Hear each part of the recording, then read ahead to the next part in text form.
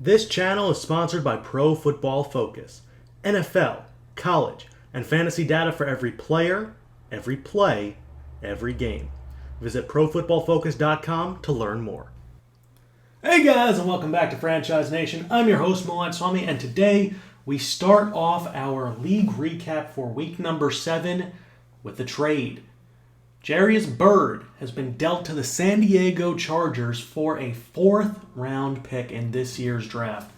Byrd had kind of fallen out of favor with the Saints, and with Von Bell obviously showing signs of playing up to potential, Jairus Byrd just didn't have a spot anymore on the team. But he is one of the players who used to be phenomenal. I mean, when he signed with the Saints a couple years ago, he was arguably one of the best free safeties in the NFL, and to get a 4th round pick value out of him, Chargers must be drooling about that because their safety situation is rough, and they sit at 4-2-1, so they are in the thick of things. And the Saints at 2-4 not only didn't need Jairus Byrd, but the odds of them making the playoffs with this upcoming stretch is a little bit unlikely. They also decide to take Blake Countess and sign him off of the practice squad. He'll be the backup free safety now. So without further ado, let's jump into the results from week number 7. Starting things off on Thursday Night Football, the Bears beat the Packers 21-13. On a game in London, the Rams hosting the Giants won 18-17. That's a close contest, and the Rams had 13 points in the 4th, including a safety. That was enough to get them the W behind Case Keenum, who was the starting quarterback as Jared Goff is healing up. So not bad for the Rams, who continue to have a pretty good role. Obviously, the Chiefs beat the Saints 33-27. The Colts beat the Titans in a huge upset. The Colts' first one of the season. The Titans, I believe that's their 2nd loss of the season. That's a big game. I want to see how that kind of broke down. Andrew Luck led the way. Marcus Mariota played well, but just wasn't enough. Luck was on fire to be able to put up those numbers. Frank Gore, 2 rushing touchdowns as well, and a 39-yard touchdown run for Andrew Luck. Not even bad. Keep it moving. Vikings get destroyed by the Eagles. So Sam Bradford did not do a very good job in his return to... Well, he actually played pretty well, 326 yards, 62%. Wentz didn't play all that well, but they won the game, so not going to question it. Moving on, the Browns got destroyed by the Bengals. Redskins beat the Lions 37-21. Oakland beat the Jaguars 31-24. Buffalo almost blanks Miami 27-3. And the Ravens down the Jets 24-7. Bucks beat the 49ers 38-10. Falcons beat the Chargers 27-24. The Patriots beat the undefeated Steelers. So it was the battle of the unbeatens. The Patriots come out on top in this battle, and it's led by, who else? Tom Brady. 4 touchdowns, no picks, 86%. The Patriots defense did enough against Ben Roethlisberger, and that'll do it. So let's see, who else? The Seahawks beat the Cardinals 31-27, and the Broncos beat the Texans 31-24 on Monday Night Football. Before I get to the standings, here are the matchups upcoming for us. Versus Seattle at San Francisco, versus Denver at Carolina, versus LA, versus Detroit at Tampa Bay, at Arizona versus Tampa Bay, at Falcons. So this is going to be a very interesting stretch down to end the season. Versus Seattle is going to be tough. Versus Denver is going to be tough. At Carolina is going to be tough. Rams are no pushovers. And then some divisional games. So no real telling how we're going to do down the stretch, but it's going to be a tough road no matter what. Especially because we currently sit at 2-4, but we'll get to that in a second. Patriots and the Cowboys are the lone undefeated, 7-0 and 6-0. Steelers 6-1, Eagles 5-1, Titans 5-2, Broncos 5-2, Seahawks 4-2, Ravens, Chargers both 4-2-1, Jaguars 3-2-1. By division, Rams half game back of the Seahawks, and the 49ers have lost 4 straight. NFC East, Cowboys and Eagles lead the way. The Redskins at 4-3 sit in 3rd. NFC South, the Falcons are the only team above 500 at 4-3. Saints in last at 2-4. NFC North, Packers are 3-3 leading the way. Lions a half game back. The Bears, who just beat them, are in last place.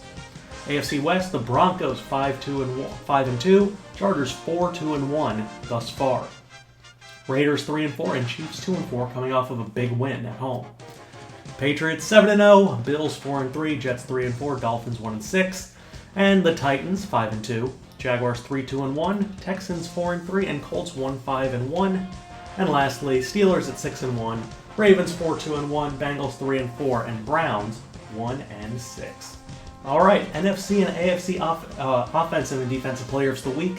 It's Doug Martin and it's Desmond Trufant in the NFC with Brady and J.J. Watt in the AFC. Martin 2 receiving touchdowns, no rushing touchdowns, but almost 200 all-purpose yards for the Buccaneers. Trufant 9 tackles and 2 interceptions. Brady 4 passing touchdowns on 19 for 22 passing, and Watt 3 sacks and a forced fumble. Instead of showing you the overall league stats, I'm going to show you the Saints for this week. So, Drew Brees, almost 1,900 yards on 63%, 12 touchdowns, 8 interceptions. Not all of them have been his fault, but the ones that have been are because of accuracy as much as decision making. Mark Ingram, 4.7 yards per carry. Hightower and Lasco, all 3 of them have played pretty well. They're getting hit a lot in the backfield because of the offensive line, which is a bit concerning. Michael Thomas, almost at 500 yards. He's been phenomenal. Toby Fleener, 27 for 392 and 5 scores. Snead has been dependable, more dependable than Brandon Cooks, despite only having 3 more receptions. Mark Ingram's getting involved. Brandon Coleman at 6'6" always gets involved. And that's really it. Tommy Lee Lewis does have a reception, but at 5'7", it's a little bit hard to find him. Andres Pete doesn't have a sack, but he's been pretty bad in the run game. He's going to have to improve there. Teron Armstead's been good, but he's gotten beat a little bit too much. Zach Streif and Tim Lolito both have been very disappointing in pass protection. Lolito and Max Unger have been disappointing in run blocking as well. While a lot of runs have gone behind Lolito, he's also allowed a lot of penetration and almost single-handedly cost us the game against Carolina by allowing 3 sacks to Star Lotulelei. Stephon Anthony leads the team in tackles and tackles for a loss. It's Kenny Vaccaro, Donnell Ellerbe, and Tyler Davison. Stephon Anthony right there. Sacks, it's Cam Jordan followed by Paul Kruger. Interceptions, 1 for a few guys, Bro, Williams, and Bell. The deflections area, a few more there. James Laurinaitis has a few. Forced fumbles is where things get a little bit interesting. Cam Jordan and Stephon Anthony both have 2 each. Fumble recoveries, 1 for a few guys, including Nathan Stupar, who has that blocked kick for a touchdown.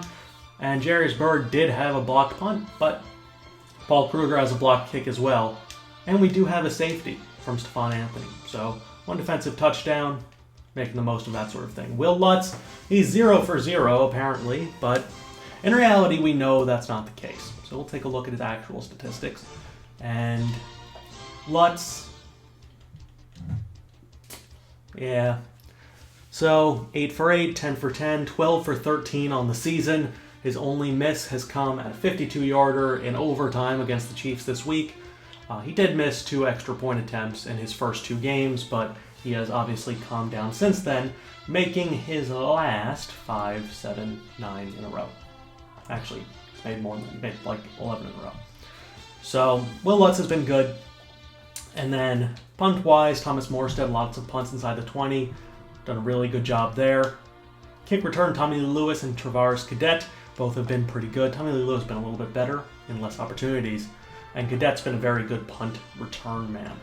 So the Saints need to improve at linebacker. They need to improve at corner.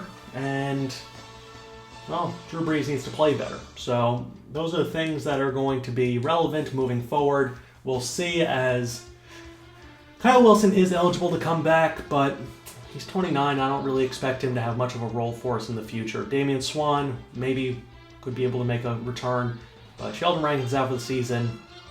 And outside of that, there's really no one else that we want to consider bringing back. For the Seahawks, they will be without Thomas Rawls, Bobby Wagner, and Cavell Connor in our matchup this week. So stay tuned for that. I hope you guys enjoyed. I'm just going to wrap it up here. This was the Week 7 recap.